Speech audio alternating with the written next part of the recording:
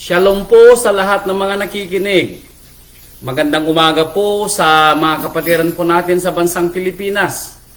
Magandang gabi naman po dito sa bansang Amerika at magandang madaling araw po sa bansang London.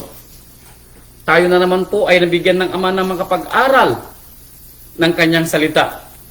At ito po yung tinatawag na ikatlong araw ng kanyang piyesta.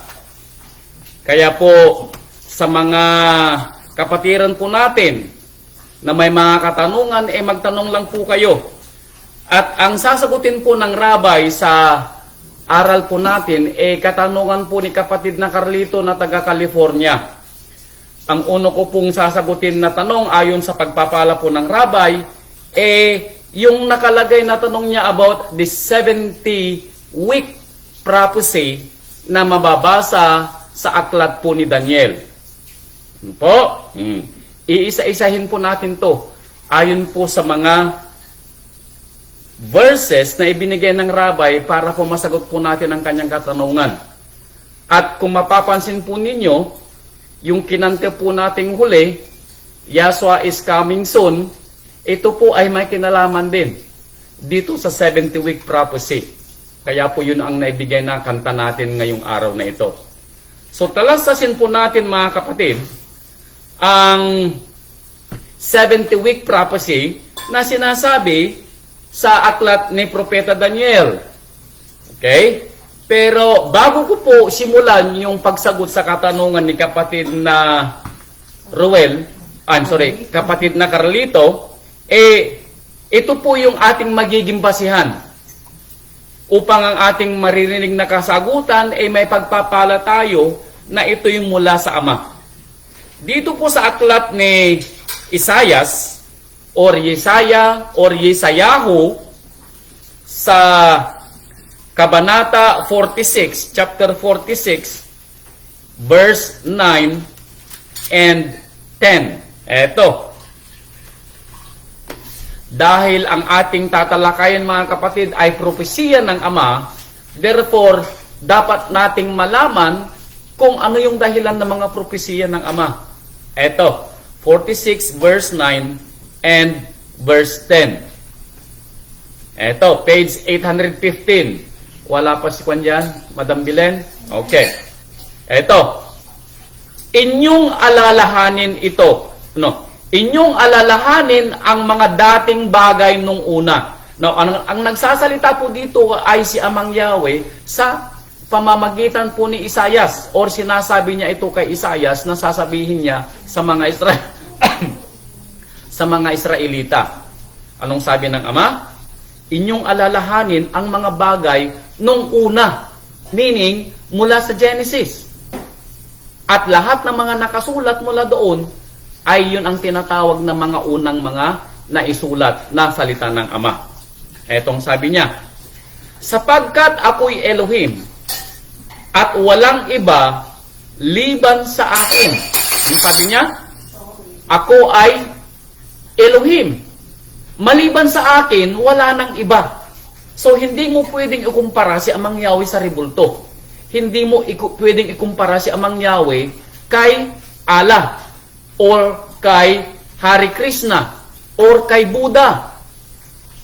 Okay? O sa anumang rebulto na ginawa ng mga kamay ng tao. Maliban daw sa kanya, wala na. Ako si Amang Yahweh, sabi niya, at walang gaya ko. Wala akong katulad, sabi niya. And then, ito yung verse 10. Na nagpapahayag ng wakas mula sa pasimula.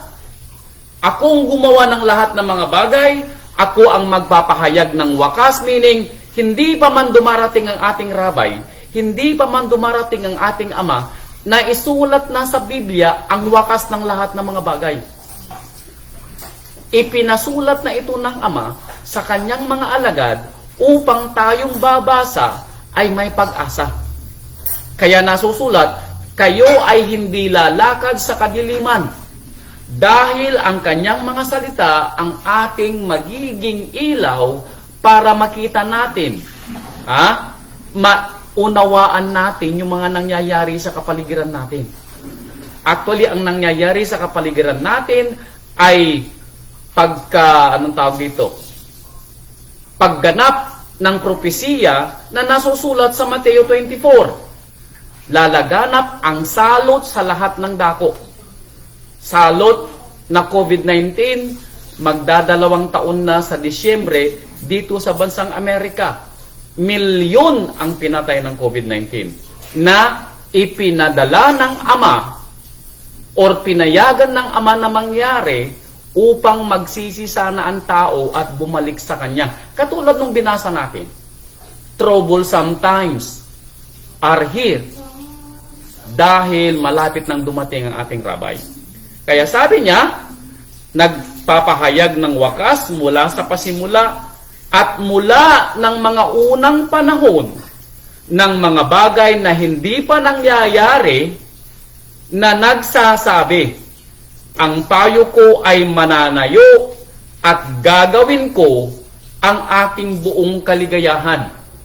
Sabi ko nga sa inyo, si Amang Yahweh ang nagbigay, siya ang babawi.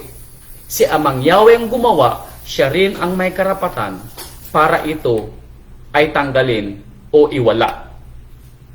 So talasasin po natin, lahat po ng salitang ating mababasa, bagamat yung iba'y nangyari na, bagamat yung iba'y hindi pa nangyayari, isinulat ito para sa atin, para matuto tayo sa kanyang mga gagawin sa susunod pang mga araw.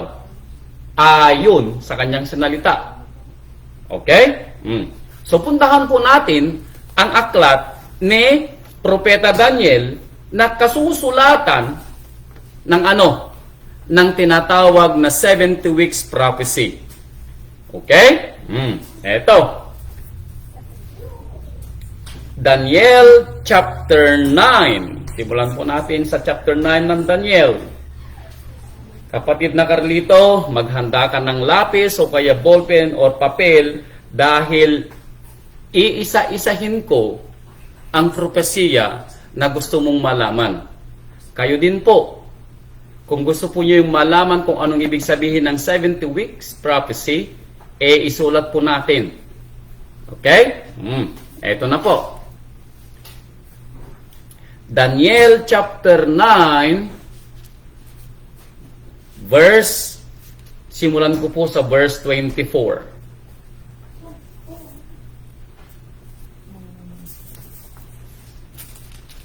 Eto, page 986.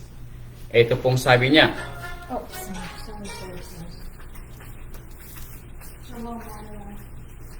9:24. Ito.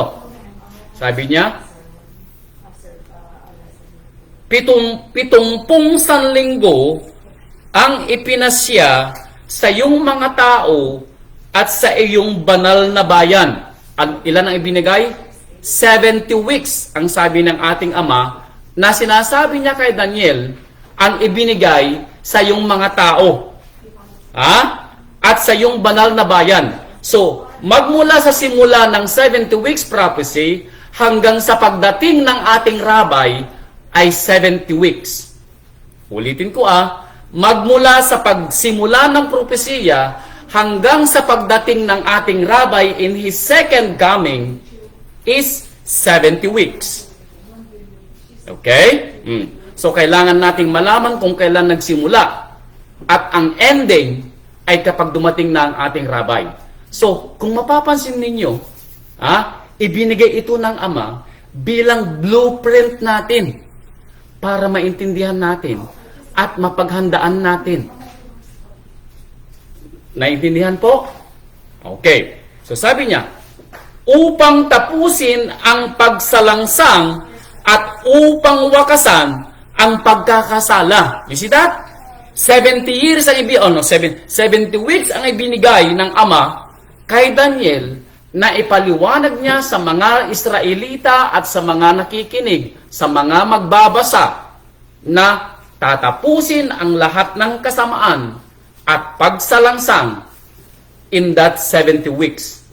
Dahil at the end of 70 weeks, ay simula ng paghahari ng ating Rabay for 1,000 years.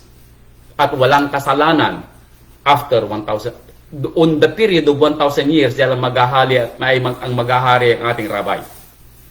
Okay? Okay. At upang dalhan ng walang hanggang katwiran, at upang tatakan ang pangitain at ang panguhula, at upang pahiran ang pahiran ang kabanal-banalan. So, lahat ng ito ay mangyayari in 70 weeks. Okay? Now, tatalisasin natin. Verse 25. Ito na yung simula ng ng propesiya at simula ng katanungan. Sabi niya, iyungang talastasin at bulayin, intindihin, unawain, pag-isipan, magtanong, magsaliksik, na mula sa paglabas ng utos na isauli at itayo ang Jerusalem sa pinahiran na prinsipe ay magiging 7 sanlinggo at 62 sanlinggo. Ito'y matatayo uli. Okay. Isa-isahin natin to dahil ito yung sentro. Sabi niya, iyungang talasasin na mula sa paglabas ng utos na isauli at itayo ang Jerusalem. Itayo ang Jerusalem meaning nang ibinigay kay Propeta Daniel, ang propesiya na to ay bagsak. Guho ang Jerusalem. Bakit? Si Daniel ay nabuhay at isa sa mga pinag-aral ni Haring Nebuchadnezzar sa Babylonian Empire. At sino ang dumurog, sino ang sumunog sa Jerusalem? Ito ay sinunog ng mga tauhan ni Nebuchadnezzar. Kaya nung maghari si Nebuchadnezzar at unang hari ng Babylonian Empire, dinurog niya, sinira niya, sinunog niya ang buong Jerusalem. Kaya sinasabi dito kay Daniel, kapag ipinalabas ang kautusan para itayo uli ang templo, itayo uli ang muog ng Jerusalem, yung binasa natin kahapon, ang binigyan ng pagkakataon at kautusan na mamuno para bumalik sa Jerusalem, itayo ang Jerusalem ay sino? Si Nehemia at si Ezra. Nabasa natin kahapon. Ito yun, may kinalaman. Okay? Now, ay magiging 7 sanlinggo, 7 weeks, sabi niya, and then, 62 sanlinggo, 62 weeks. So, 7 and then 62. Okay? Now, anong ibig sabihin ng weeks sa pagbibilang sa propesiya? Eto. Puntahan natin ang bilang, chapter 14, verse 34. Doon sa simula, sabi ng Ama, balikan ninyo nung una para maunawaan ninyo ang aking ipinahayag mula sa mga wakas papunta sa simula. Meaning, sinabi niya ang wakas pero babalik ka sa simula para maintindihan mo. Bilang chapter 14 verse 34. 70 weeks ang pinag-uusapan 70 sanlinggo. Okay. So kung 70 sanlinggo, 70 times 7 is 490 days. Tama? Okay. Pero may sinasabi si Amang Yahweh dito sa aklat ng mga bilang, chapter 14, verse 34. Eto. 14, verse 34.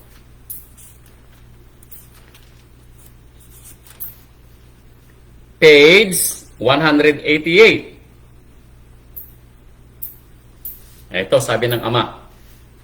Ayon sa bilang ng mga araw na inyong itiniktik sa lupain, sa makatwid bagay 40 araw. Ilan itiniktik nila? Sa bayang Kanaan, nung siya inutusan ni Joshua para maniktik? 40 days. Now, pero dahil sa kanilang pagkalapastangan at pagiging suwail, okay?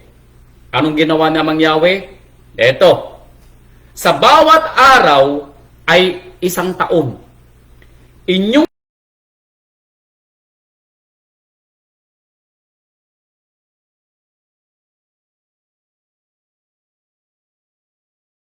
sabi namang Yahweh, 1 day for a year. Narinig natin?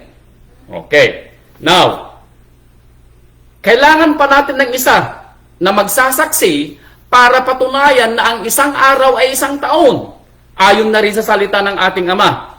So dumako tayo dito sa Ezekiel para patunayan na ang 1 araw, ayon sa propesiya at pagkakasulat, okay.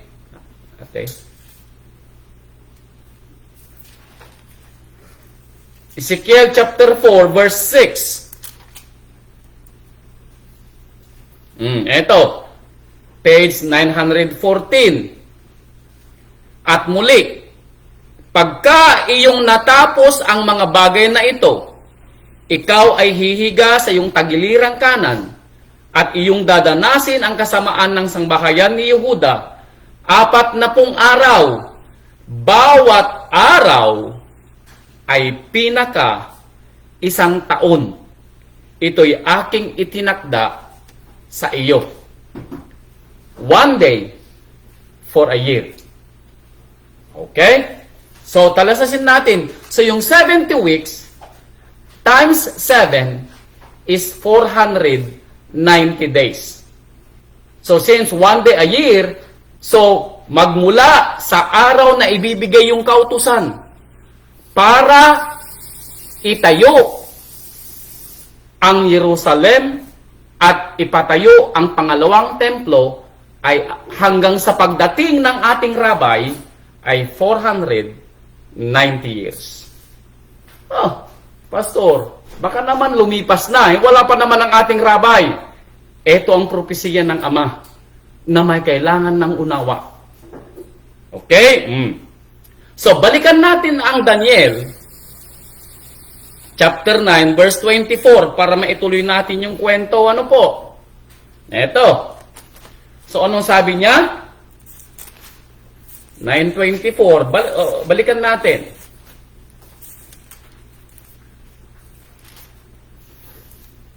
No, 9:25. Kakusana. Sabi niya, mula sa paglabas ng kautusan na isauli at itayo ang Jerusalem sa pinahiran na prinsipe, meaning may ia-appoint si amang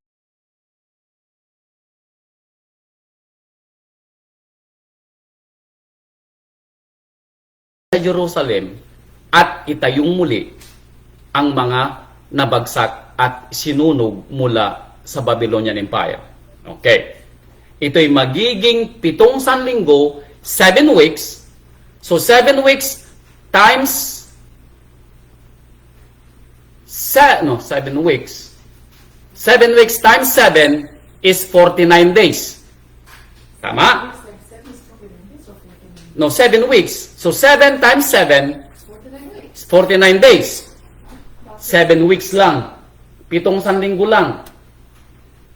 Hindi 70. 7 lang.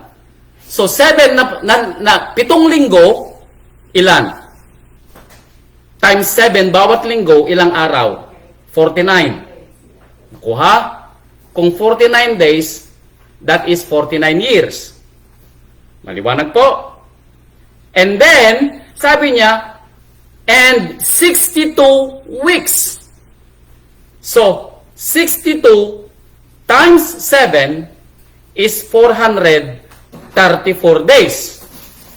But since a day is a year, 434 years. Maliwanag? Okay. Now, ayon dito sabi niya, matatayo ang Jerusalem na may lansangan at kuta sa makatwid bagay sa mga panahong mababagabag. Okay. So talasasin natin kailan ipinadala yung utos na itayo ang Jerusalem. Nakuha? Ito. Talasasin natin.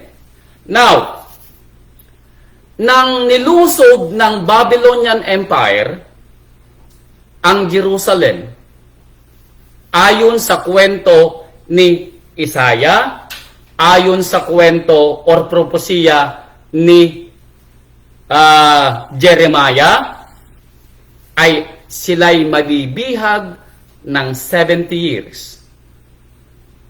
Okay? Now, ayon din naman sa tinatawag na propesya, mababasa natin na ang kaharian ni Cyrus na siyang simula ng Medo-Persian Empire ay magsisimulang magbigay ng kautusan. Eto, makinig kayo. Ayon sa pananaliksik, at ayon sa aking pananaliksik kanina, 4 ang kautusan noong panahon ng Medo-Persian Empire. Now, sino ang Medo-Persian Empire? Siya ang gumapi sa Babylonian Empire. Ayon na rin sa propesya ni Propeta Daniel. Okay? 4 na kautusan. Ito, isulat nyo. Ang unang kautusan ay sinulat ni Cyrus, yung unang hari, na siyang gumapi sa anak ni Nebuchadnezzar. Okay? Noong 538 BC. 538 BC Okay. Pero ang kautosan ito ay sinasabi lang niya na gusto niyang mapatayo uli yung Jerusalem. Wala siyang sinasabi at inuutusan kung sino ang babalik. Sinabi lang niya na gusto niyang mapatayo uli ang Jerusalem. Yun yung unang kautusan in terms of kagustuhan na maitayo ang Jerusalem. Okay? 538 BC.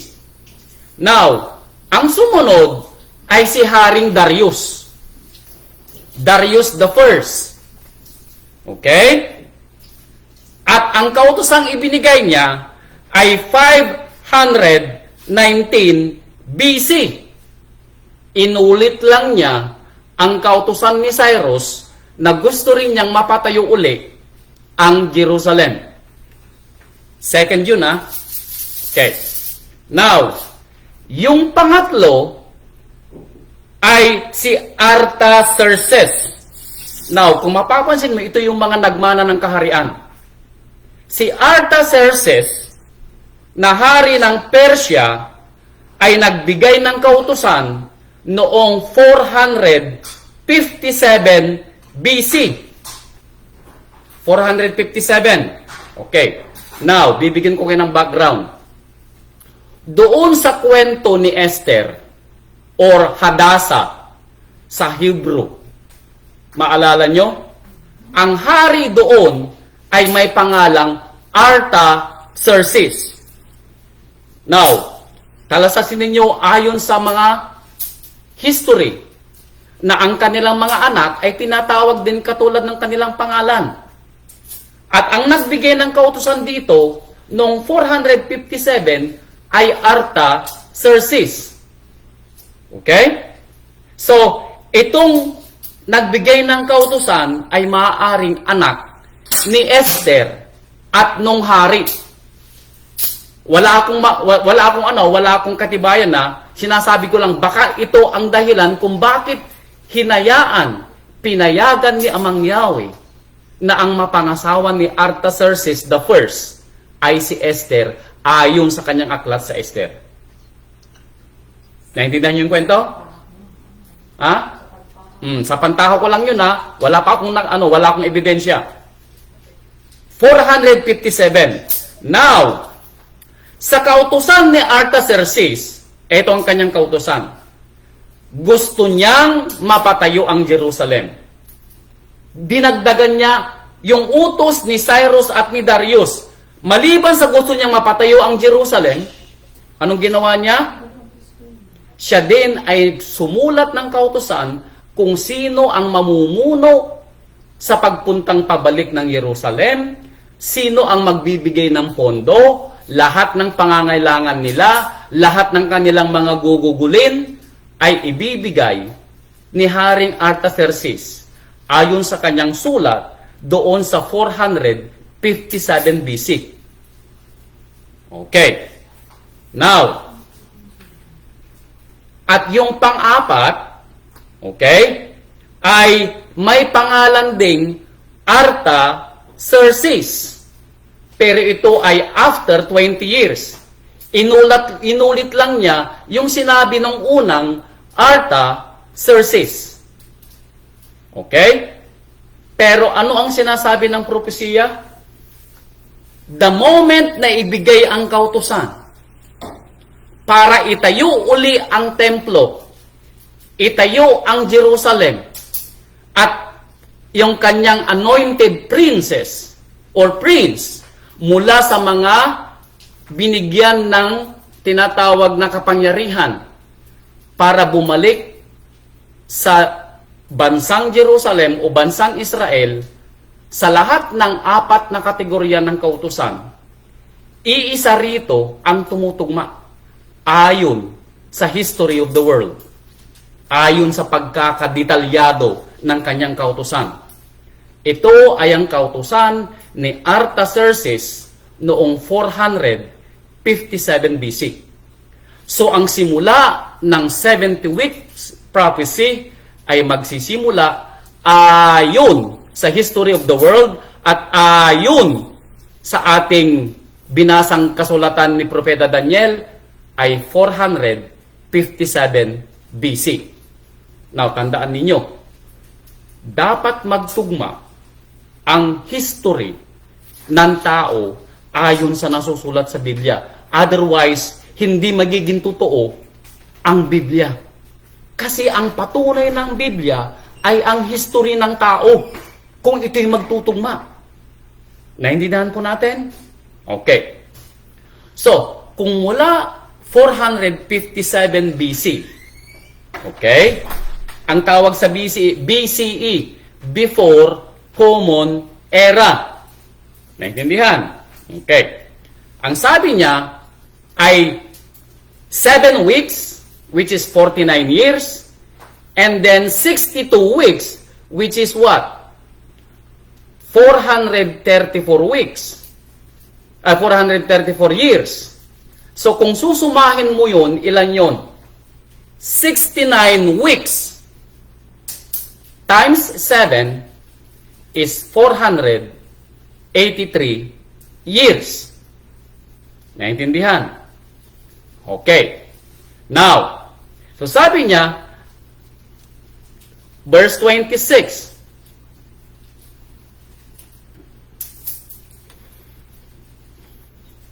okay? At pagkatapos ng 62 sanlinggo, mahihiwalay ang pinahiran. Mahihiwalay ang pinahiran. Now, sino ang mahihiwalay ng pinahiran? The Anointed One. Sino ang binabanggit dito na mahihiwalay na Anointed One?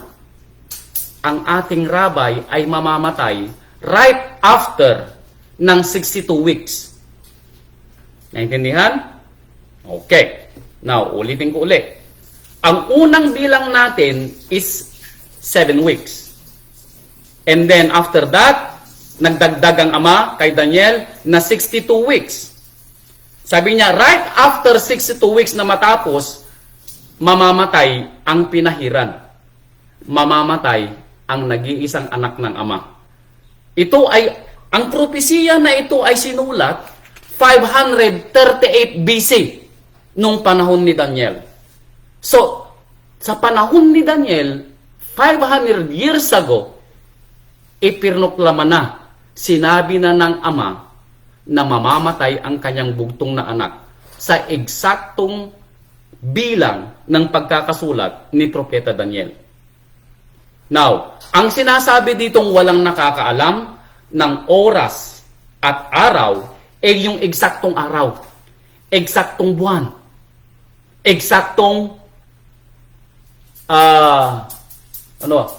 oras ng araw. Yun ang sinasabi ng ating rabbi na walang nakakaalam. Pero yung taon, kung kailan mangyayari, ay isinulat para maintindihan natin.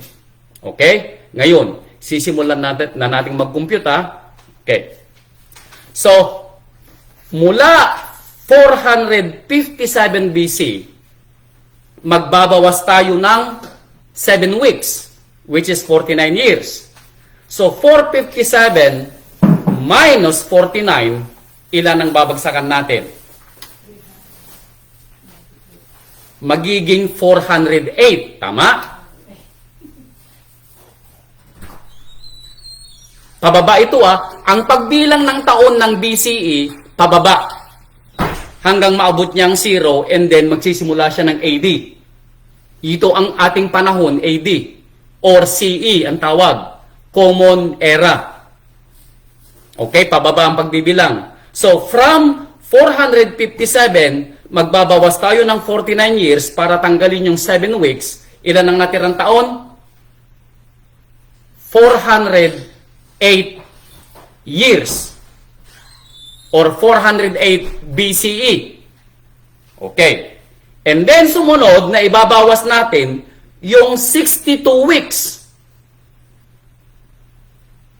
At then, sabi niya, at the end of that 62 weeks, mamamatay ang ating rabbi.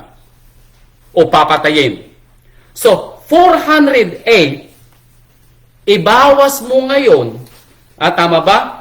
408, ibawas mo ngayon ng alin? 434. Ano ang lalabas? Ang lalabas dyan ay 26 AD. Okay? Ito na yung panahon ng ating rabbi. 26 AD.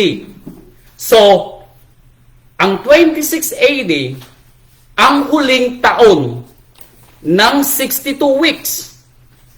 At ayon sa history of the world, namatay ang ating rabbi on the 26 AD sa araw at piyesta ng tinapay na walang libadura. Okay? Now, may mga nagsasabi na ito'y pwedeng maging AD 27. Maaari. Kung idadagdag mo yung 0 bilang isang taon mula BCE papuntang CE, then magiging 27 nga. Depende sa pagbibilang. Kung idadagdag mo yung 0 o hindi. Naintindihan po natin. Pero tayo po ay halos eksakto doon sa taon. Bagamat maaaring hindi tayo magkasundo kung idadagdag mo ang 0 o hindi. It's either 26 kung hindi mo dadagdag or 27 kung idadagdag mo. Pero nasa ganitong panahon, between 26 or 27. At ito'y tumutugma sa huling taon ng 62 weeks namatay ang pinahiran. Naintindihan? Okay. At mawawalan ng anuman, gigibain ang bayan at ang santuaryo ng mga tao ng prinsiping darating at ang wakas niyaon ay sa pamamagitan ng baha, meaning dilubyo ang dumating sa Jerusalem. At ang wakas niyaon ay sa pamamagitan ng baha at hanggang sa wakas ay magkakaroon ng digma, mga pagkasira ay ipinasya na. So after na mamatay ang ating rabbi, lahat na ng mga mangyayari after that, isinulat na. Okay? So, 69 weeks na ang nakalipas. 69 weeks na ang nakalipas. So may natatira ka pang 1 week. Kailan ka magsisimula namang magbilang ng 1 week? So, 7 years ang natitira. Okay? At ayon sa aking pananaliksik na ibinigay ng ating rabbi para maintindihan ko ang propesiya, ito yung tinatawag niyang natitirang 7 years tribulation. Okay? Sabi niya sa verse 27, eto, yung karugtong ng huling isang linggo. Okay? Ang huling isang linggo ay mababasa natin na mangyayari ayon sa propesiya na sinabi ng ating rabbi sa Mateo 24, Lucas 21, propesiya ng 7 bowls sa Revelation. Ito yung natitirang 7 taon na hindi pa nangyayari dahil wala ka pang tinatawag na anong tawag ito? Sagisag na magpapatunay na magsisimula kang magbilang. Okay? Ang sinasabi ritong magbibilang ka, eto. Verse 27. At papagtibayin niya ang tipan sa marami sa isang linggo. Now, sino ito? Sa darating na hari. Now, ayon sa propesiya ng Daniel chapter 9 verse 27, ito yung darating na anti-Misaya na siyang mamumuno sa tinatawag at mababasa natin yung tinatawag na One World Order. Narinig ko na yan.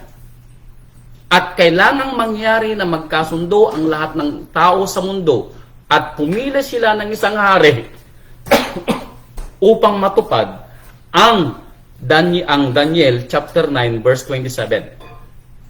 Dahil ang hari na ito o presidente ang magpapatigil sa digmaan ng lahi ni Israel at lahi ni Esau sa gitnang silangan. Now, sino si Esau at sino si Israel? Sila yung sinasabi na magpapasimula ng digmaan na sinasabi ni Propeta Hosea. Ang lahi ni Esau ay magiging parang dayami at ang lahi ni Jacob o ni Israel ay maging parang sulok. Anong pinag-aawayan nila? Ang kabanal-banalang lugar na sa panahon ngayon ay pag-aari ng lahi ni Esau.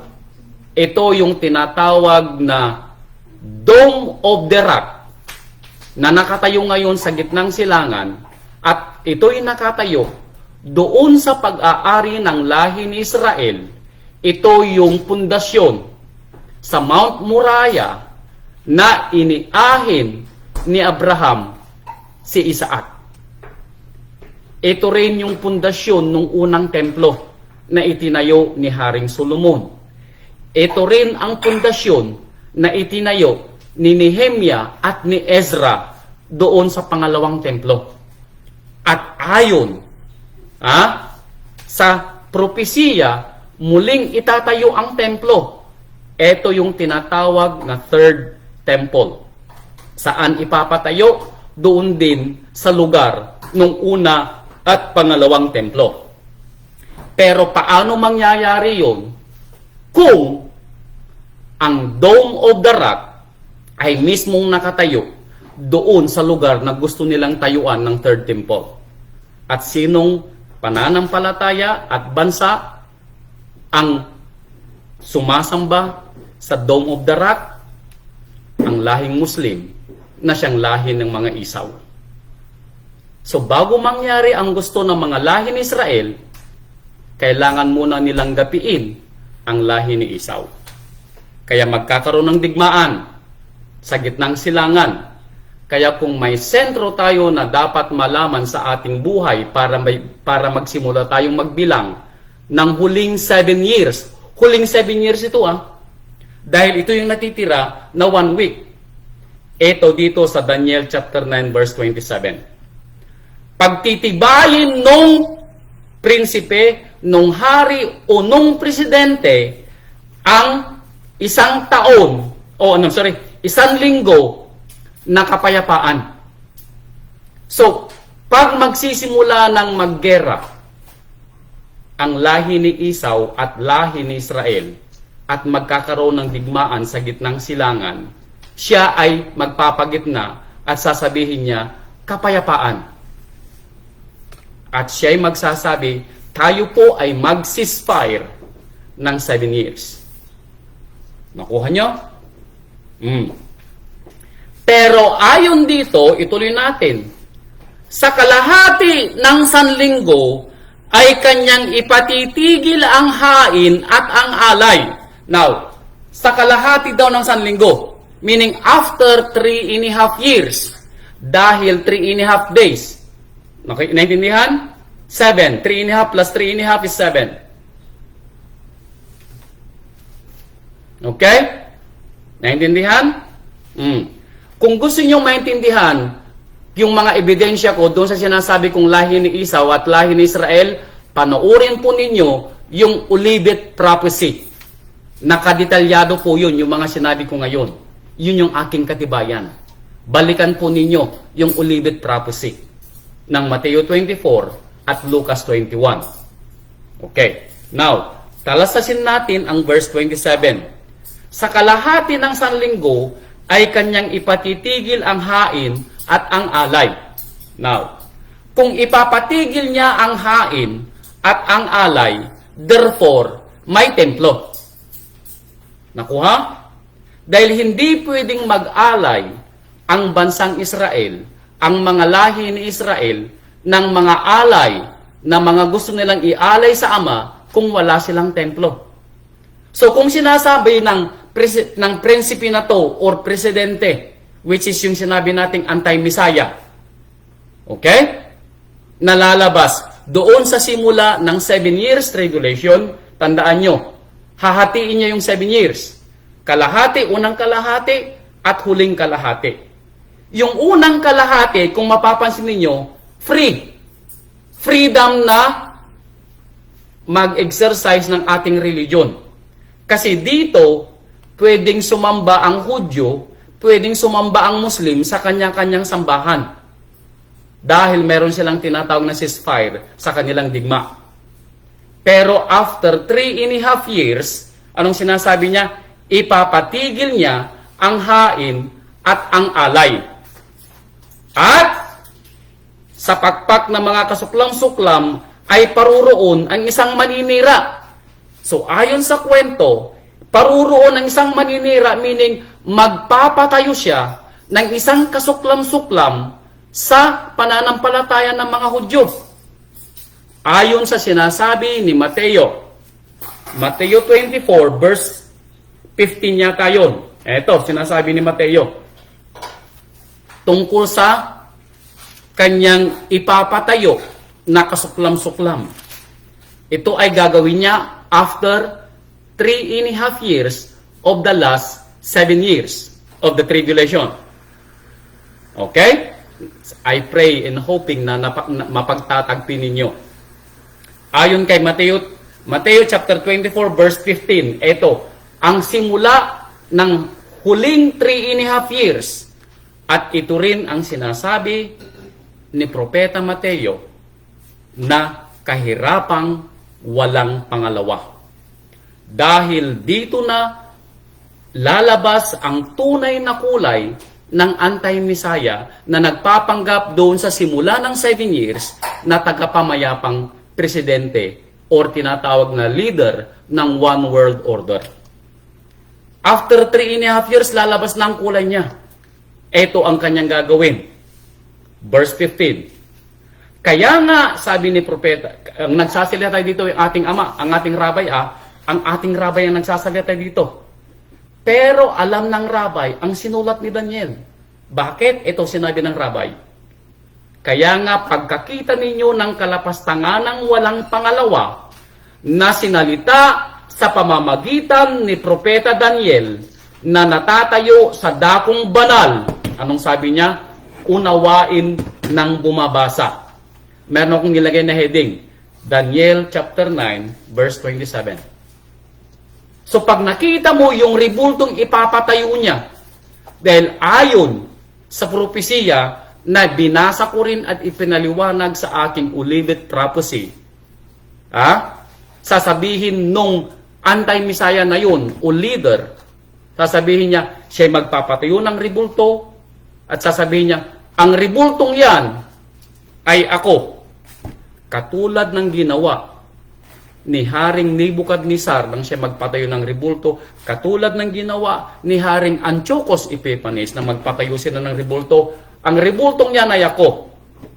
Ako ay Diyos, sabi ni Antiochus Epiphanes. Ganon din ang kanyang sasabihin. Dahil isa lang ang rebultong pwedeng ipatayo ayon sa ating paninaliksik na nasusulat sa Revelation chapter 13 verse 18. Yung tinatawag na 666, the mark of the beast. Okay? So, after the 3.5 years, pag binasa nating tuloy-tuloy ang Mateo 24, dito natin mararanasan ang hirap na hindi pa naranasan ng mundo ayon sa sinasabi ng ating rabbi. At the end of the last 3.5 years, doon darating ang ating rabbi. Kaya nga, yun ang katapusan ng 70 years prophecy. Kaya sabi ng ating rabbi dito sa Mateo 24 verse 13, etong sabi ng ating rabbi, sa mga makakaranas ng hirap, pag dumating yung tinatawag na huling 3.5 years, bago siya dumating. Eto, ang sabi niya, Mateo 24 verse 13, eto, sabi niya, datapwat ang magtiis hanggang sa wakas ay siyang maliligtas. Ito na yung bawal kang bumili at magbenta kung wala kang tatak ng 666.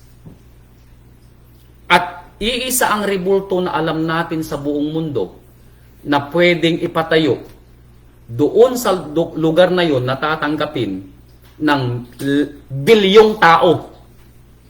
At alam naman ninyo kung anong pananampalataya ang may rebulto at may miyembro na aabot sa almost 1.8 billion tao.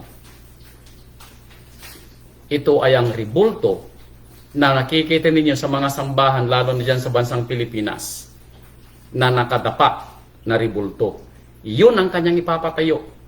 Kung nakita ninyo yung pinakamalaking rebulto, na itinayo sa bansang Brazil, ganun. Pero ang rebultong ipapatayo parang rebulto na nakikita ninyo na maamong rebulto. Ganun ang rebultong ipapatayo. Kapag nakita mo na yon, kaya sabi niya, pag nakita, anong sabi ng ating rabbi sa verse 15 ng Mateo, pag nakita mo na yon, sabi niya, eto, verse 16, pag nakita mo na yung rebulto na itinayo doon sa third temple, sa bansang Israel, pag nakita mo ng rebulto, kilala mo yung rebulto na yon. Pinipigilan ako ng asawa ko na sabihin ko. Dahil ito ay bilang ng tao na may katumbas na 666, na ayon sa pagbibilang ng salitang Grego ay may katumbas na X, Z, S. Anong rebulto ang may simulang pangalan na pwedeng katumbas ng letrang X? Pag kayo'y nagbasa ng Xmas sa Pasko ng mga nananampalataya, doon sa rebultong yon, anong basa nyo sa Xmas? Christmas. Therefore, ang itatayong rebulto ayon sa pagbilang na Grego na XCS ay si Kristo Jesus ang itatayong rebulto.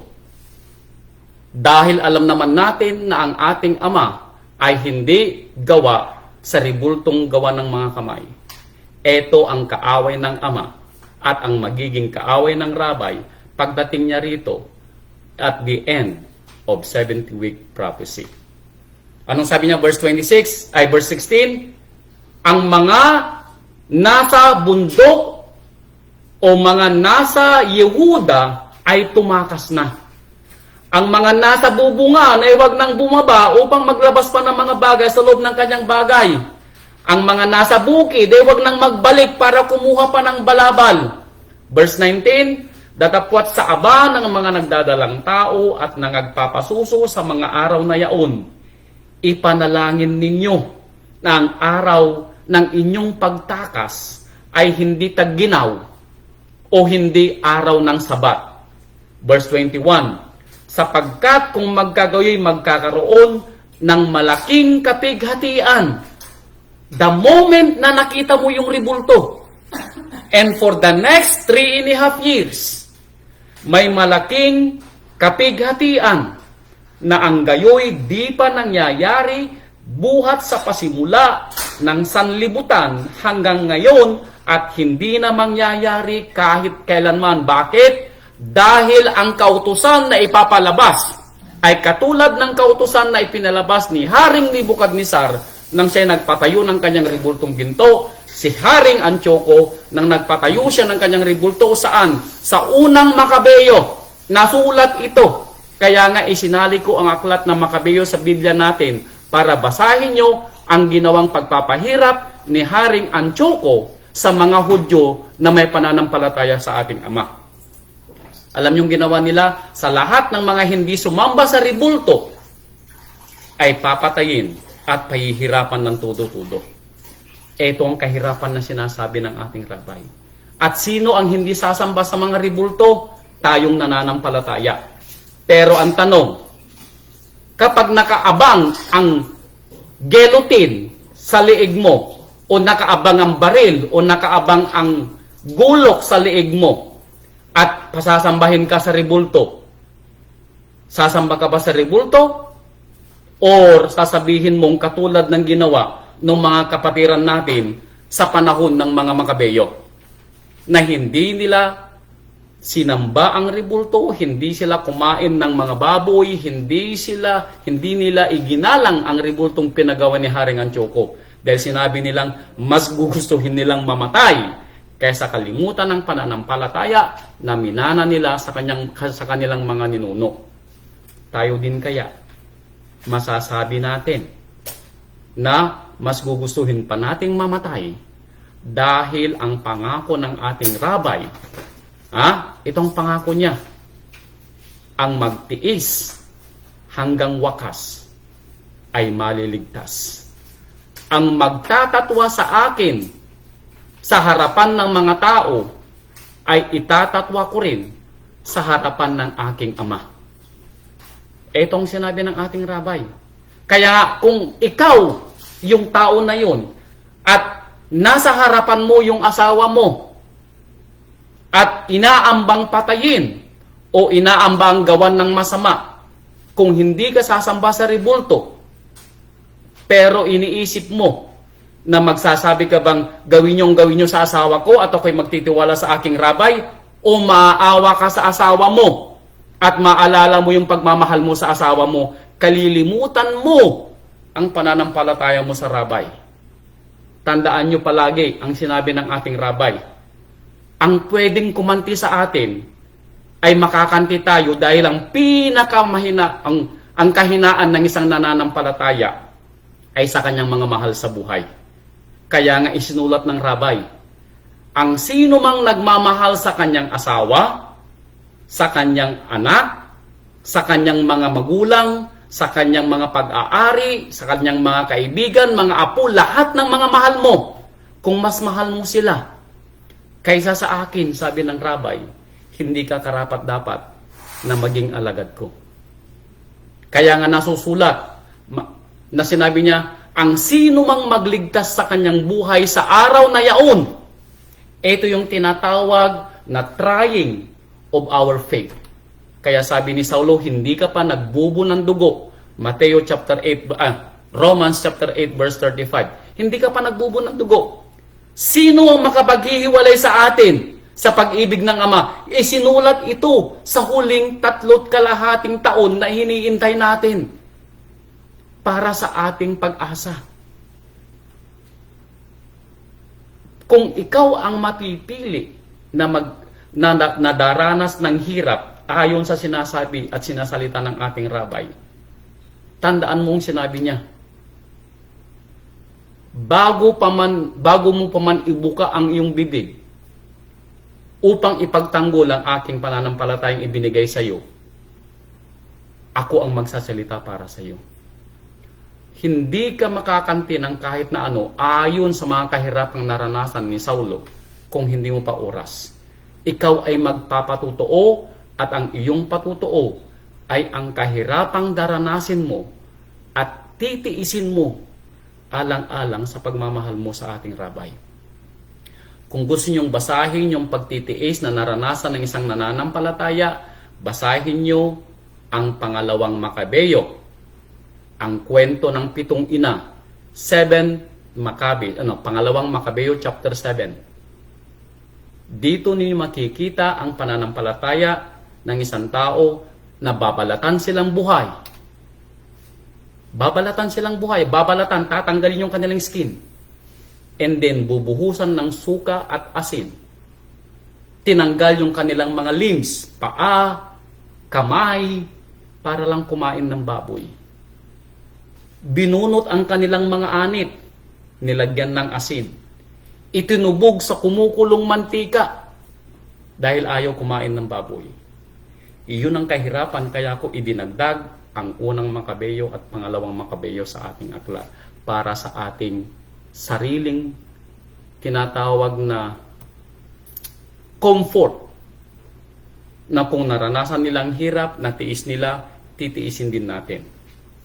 Kaya ito ang end ng 70-week tribulation. Dahil after this, ayon sa sinasabi ng ating Rabay, after Mateo 24, mababasa verse 36, at the end of the 70-week prophecy. Sabi niya, tungkol sa araw na yaon at oras, walang nakakaalam, kahit ang mga anghel sa langit, kahit ang anak, sabi ng ating Rabbi, kahit ako, hindi ko alam kung kailan ako ipapadala ng aking ama. Pero ito'y mangyayari pag natapos na ang kahirapang binabanggit ng ating Rabbi in the span of 3.5 years. Nakuha po natin. Dito rin magpropropesiya yung tinatawag nating dalawang saksi na inexplain natin nung nakaraang mga aral. Ito'y magkakatugma lahat. Mula Daniel, Mateo, Lucas, Revelation, sila'y magkakatugma. Pero ito'y ibinigay ng Ama. At ito'y pagtutugma-tugmain niya sa ating pag-iisip at pangunawa upang maintindihan natin ang kanyang plano dito sa lupa, upang tayo ay may pag-asa. Kaya sabi niya dito sa Marcos chapter 1 verse 15. Eto.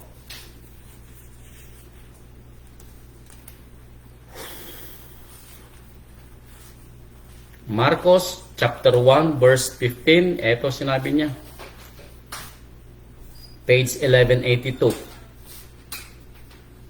At sinasabi, naganap na ang panahon after that last 3.5 years. Malapit na ang kaharian ng Ama. Kayo'y mangagsisi at magsisampalataya sa mabuting balita. Ano yung mabuting balita? Na ipinadala ang ating Rabay, ang ating Yeshua HaMashiach, na nag-iisang tagapagligtas sa kahirapang darating sa atin. Ang ating pananampalataya na matapos tayong maghirap at patunayan ng ating pananampalataya at pagtitiwala sa Kanya, ang mabuting balita ay ikaw ay mabibiyayaan ng tinatawag na buhay na walang hanggan. Dahil ang mabuting balita ng Ama ay ito, ang manampalataya sa Kanyang bugtong na anak.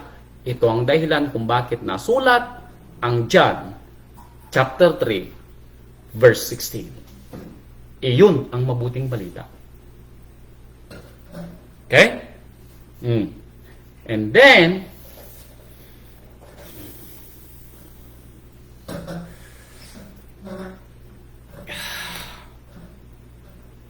in Galatia, para patunayan ko yung sinabi ni Marcos, chapter 1, verse 15. Galatia chapter 4, verse 4. Para, I believe, ito yung babasahin kong huling versikulo o huling talata. Huling talata sa 70 years prophecy. o 70 weeks prophecy. Galatia 4:4. Sabi niya rito, datapwat nang dumating ang kapanahunan, ay sinugo ng Ama ang kanyang anak. Sinugo daw ng Ama ang kanyang anak, ang ating Rabbi Yeshua HaMashiach, na ipinanganak ng isang babae. Ipinanganak ni Miriam. At siya'y ipinanganak sa ilalim ng kautusan upang ibuhay ng ating Rabbi kung ano ang katuturan at ibig yung katotohanang pagkakaganap sa kautusan ng Ama. Ibinuhay niya dahil sa lumang tipan walang makatupad ng kanyang kautusan. Pero siya ay pinadala ng Ama ayon sa ilalim ng kautusan upang ibuhay niya kung paano ibuhay yung kautusan ng Ama. Kaya nga sinabi ng ating mga apostol, tayo ay pwedeng maging perpekto na hindi magkakasala araw-araw dahil tayo ay may ehemplo ang ating Rabbi nang siya'y nabuhay dito sa lupa. Now, hindi ko sinasabing hindi ka nagkasala, kapatid ko. Lahat tayo nagkasala ayon sa sinasabi ni Apostol Saulo. Roma chapter 3. Doon sa Romans chapter 3, basahin ninyo yun. Pero ang sabi niya, pwede tayong mabuhay araw-araw na tulad ng isang banal. Bakit? Paggising pa lang natin sa umaga, magpasalamat na tayo sa Ama. Sa bawat kibot natin, pag kumain tayo ng ating agahan, manalangin. Pag lumabas tayo ng bahay, manalangin. Ipanalangin natin na pagpalain ng Ama ang ating mga kamay. Pagpalain ng Ama ang mga salita na lalabas sa ating bibig. At ibalik tayo sa ating tahanan pagkatapos o bago lumubog ang araw.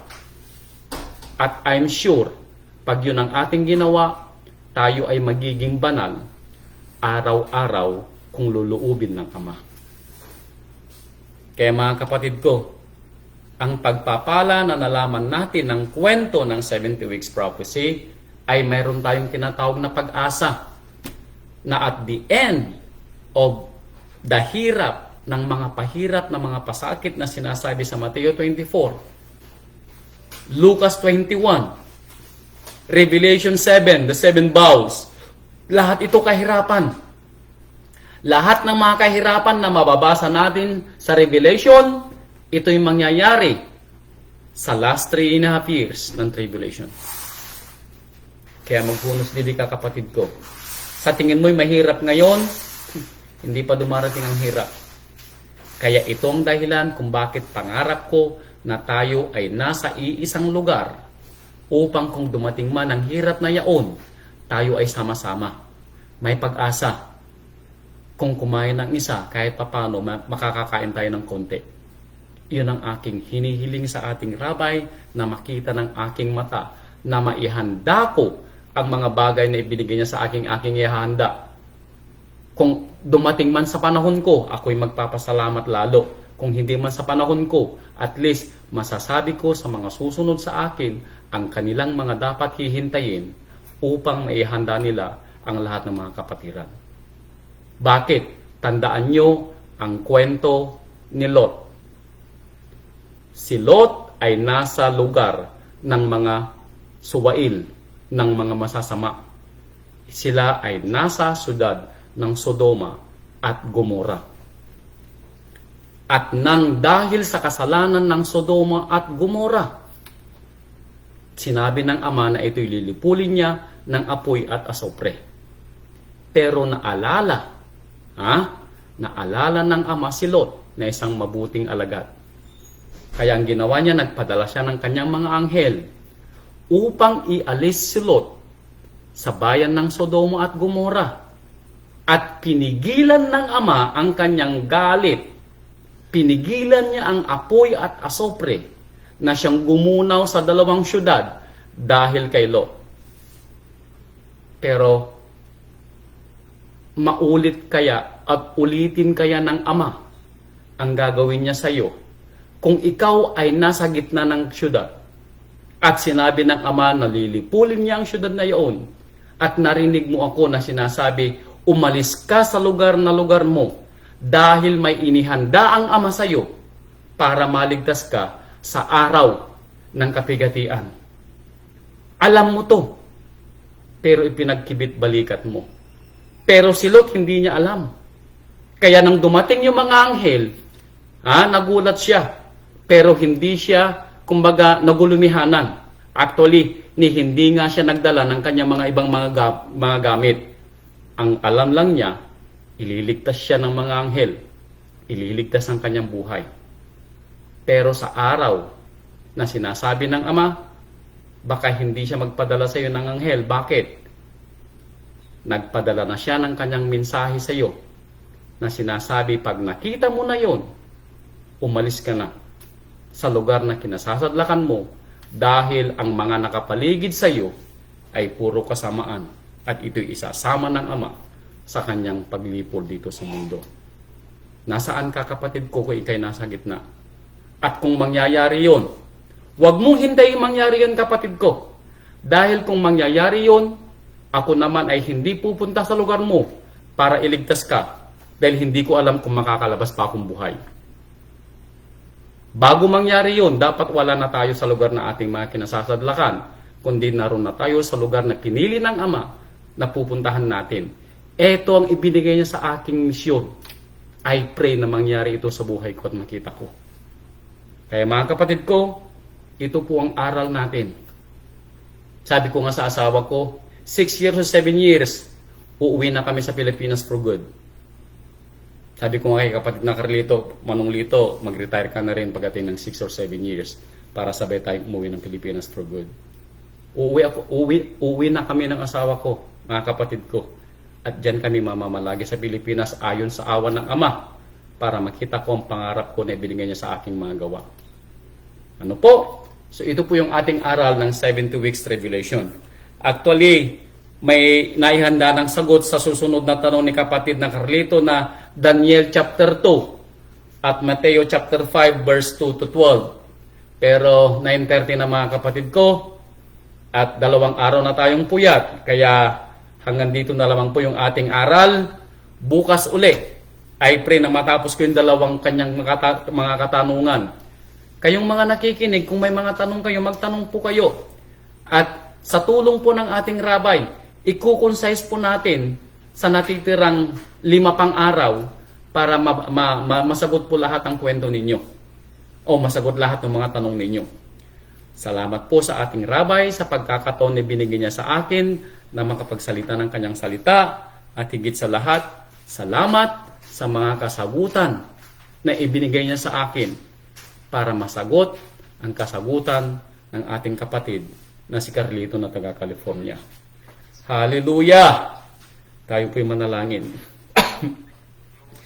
Mahal na Ama, Ama naming nasa langit, salamat po ng napakarami sa pagpapala at sa pangunawa na ibinigay mo sa amin para maintindihan namin ang iyong salita. Mahal na Ama, isiniwalat namin sa iyo ang aming mga pangarap. Ilayo mo kami sa kapigatian. Hindi ko sinasabing ilayo mo kami sa kapigatian, mahal na Ama, kundi gabayan mo kami sa oras ng aming kapigatian. Kung ito'y nasulat, mahal na Ama, na kami makakaranas ng kapigatian, mahal na Ama, tatanggapin namin ito ng buong puso at buong galak dahil matutupad sa amin ang iyong salita. Pero tulungan mo kami, mahal na Ama, na at the end of the day, kami manampalataya sa iyo ng buong puso, buong pagmamahal at buong lakas at hanggang sa wakas. Mahal na Ama, basbasan mo ang ayong mga kapatiran sa lahat ng panig ng mundo. Naway makasama ko silang makita balang araw, mahal na Ama, kung ako'y pinauwi mo na sa bansang Pilipinas at gabayan mo ako sa gawaing ibinigay mo sa akin.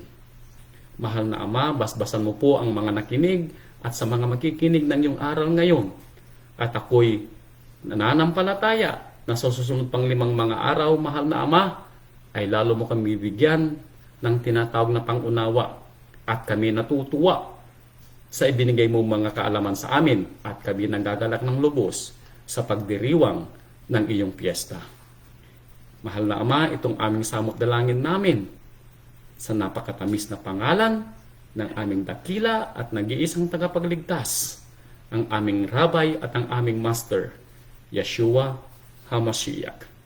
And by the power of your Ruach HaKodesh, Father Yah, it is done. Hallelujah. Hallelujah po. Salamat po. Ha? Oh. Kuya Lito, nasagot ba ng Rabay yung tanong mo? Alam kong sorry Pastor, dahil pinag-research akin na. No, pinag-research ako ng Rabay para masagot yung tanong mo. Hallelujah. Maraming salamat po, Pastor. Oh, sino po sa inyo yung may dagdag na katanungan? Huwag po kayong mahiya. Kayo po ay ini-entertain ng Rabay. Hindi pa kayo natutuwa? Yung mga tanong ninyo, ako naman ay hindi sumasagot eh.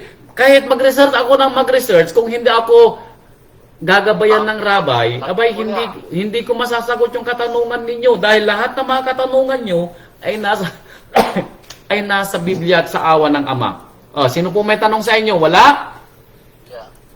Eh kung wala kayong tanong, bukas, ang pag-aaralan natin, tanong na naman ni kapatid na Carlito, Daniel chapter 2 at Mateo chapter 5. Kung wala kayong dadagdag na aral, bahala kayo, makinig na lang kayo doon sa kasagutan ng tanong ni kapatid na Carlito. Ako ay natutuwa kapag nagtatanong kayo. Ibig sabihin, nagbabasa kayo ng Biblia. Huwag niyong sabihin na lahat ng mga binabasa sa Biblia, naiintindihan ninyo. May mga tanong kayo, huwag kayong mahihiya. Ano po? I-text ninyo sa akin, sa asawa ko, dahil siya yung aking ano ba ang asawa ko? Treasurer, secretary, caretaker, lahat ang asawa ko. Jacob Aldridge ang asawa ko. Okay? Share rin yung my Facebook. Siya yung may hawak ng cellphone. Tayo, Pastor. Salamat po sa lahat. Tagaluto ako. Parehas daw kayo. Parehas tayo. Kaya nga nasusulat. Kapag kayo'y nakahanap ng inyong mabuting asawa, Salamat po. ito'y pagpapala mula sa Ama. Po? Una, alas 3:30. Oh, yeah. Sige lang lang. Sige. Oh, sige po, kung wala kayong tanong, wala po kayong tanong. Okay. Good night po. Bye-bye. Morning. Good morning. Hi, Pastor. Sige po. Good night. Good Morning po sa akin. Good morning. Good night. Hallelujah. Bye-bye. We love you.